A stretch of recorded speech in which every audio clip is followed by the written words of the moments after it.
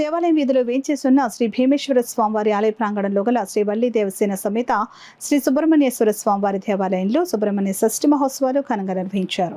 ఆలయంలో తెల్లవారుజాము నుండి పెద్ద సంఖ్యలో తరలివచ్చిన భక్తులు స్వామివారిని దర్శించుకుని పూజలు చేశారు. ఆలయ అర్చకులు స్వామివారికి పంచామృత అభిషేకాలు, విశేష పూజలు శాస్త్రోక్తంగా జరిపించారు.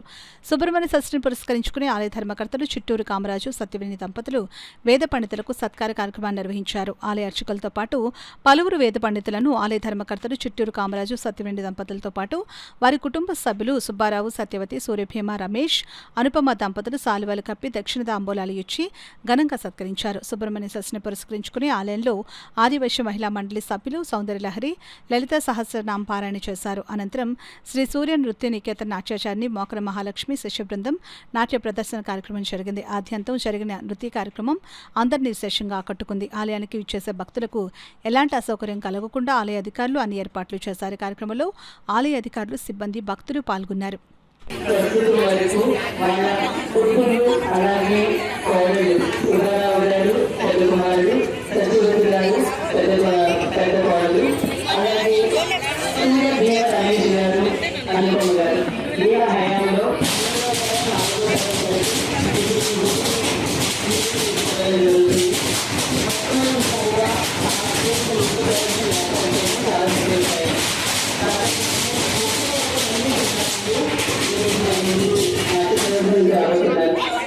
ఈ ప్రోగ్రాంలో మనకి తెలంగాణ వాసవి కళికభవనానికి ఆలయం నుంచి వస్తుంది.